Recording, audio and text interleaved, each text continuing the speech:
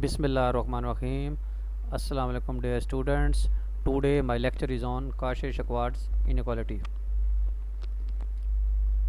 Cauchy-Schwarz inequality. If u v belongs to v mean inner product space, then u v का inner जो है उसका mod जो है वो less than or equal to u का नाम मल्टीप्लाई बाय v का नाम है, वेयर यू वी इनर का जो मॉड है denotes the absolute value of real number u v का इनर, यानी अगर ये नेगेटिव भी आ जाता है तो हम उसका मॉड ले लेते हैं। तो this is called Schwarz inequality. तो इसका हम प्रूफ करते हैं। Case 1, when one or both vectors are zero vector, जब हमारे पास दोनों वेक्टर ज़ीरो होंगे तो हमारे पास लेफ्ट हैंड साइड और right hand side trivially satisfied हो जाएगी, यानी उसके लिए नथिंग टू प्रूव हमारे पास है, हम उसको प्रूफ नहीं कर सकते क्योंकि हमने दोनों के वेक्टर जो लिए हैं वो ज़ीरो ले ली। फिर अब अगर हम उसमें एक वेक्टर ज़ीरो ले लें दूसरा नॉन ज़ीरो ले लें तब भी हमारे पास जो ये इनइक्वालिटी है ये ट्रिवियली सेटिस्फाइड हो जाएगी, क्योंकि ज़ीरो का किसी भी वेक्टर के साथ जो इनर होता है वो ज़ीरो होता है।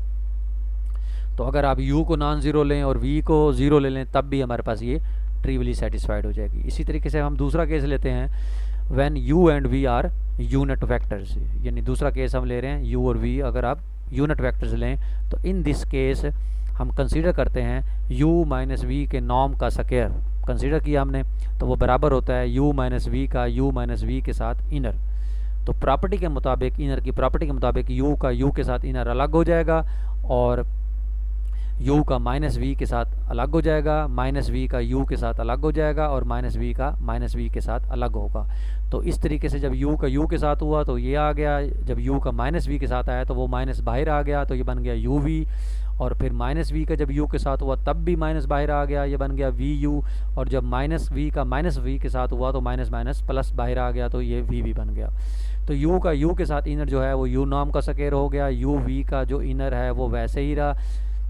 और v u के इनर को हम u v का इनर लिख सकते हैं, तो दोनों एक जैसे होंगे तो ये 2 टाइम्स हो गए, और v का v के साथ इनर जो है वो v नॉर्म का स्क्वायर, क्योंकि ये यूनिट वेक्टर्स हमने कंसीडर किए हैं तो u नॉर्म का स्क्वायर जो होगा वो 1 होगा और v नॉर्म का स्क्वायर जो है वो भी 1 होगा। तो 1 + 1 2 हो गया और -2 u v का इनर, ये हमने इस केस में हमने ये कंसीडर किया। अब हम जानते हैं कि किसी भी दो वेक्टर्स का अगर हम नॉर्म लेते हैं तो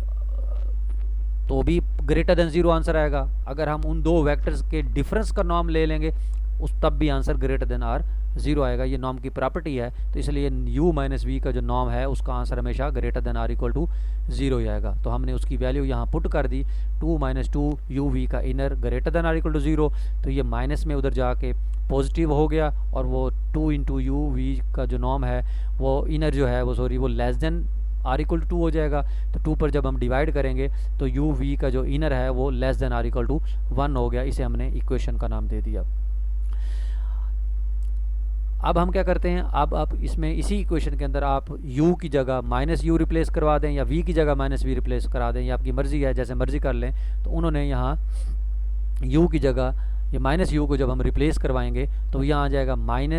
-u व v less than equal to 1, तो जो माइनस हम बाहर ले लेंगे तो वो हो जाएगा -u v का inner less than or equal to 1, तो जब माइनस से मल्टीप्लाई करेंगे तो u v का जो इनर होगा वो greater than or equal to -1 हो जाएगा।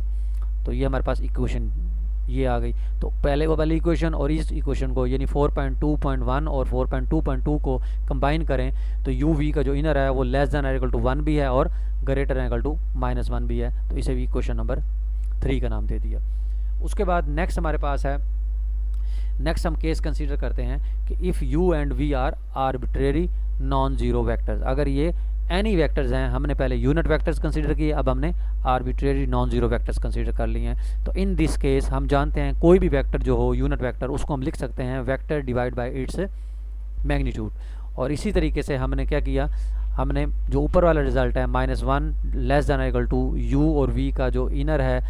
Less than or equal to +1 है, उसमें u और v क्योंकि वेक्टर थे तो ये वाला u वेक्टर जो है उसको लिख सकते हैं vector divide by its magnitude, और इस वेक्टर को भी लिख सकते हैं vector divide by its magnitude. तो आपके पास बनेगा -1 less than or equal to u/u norm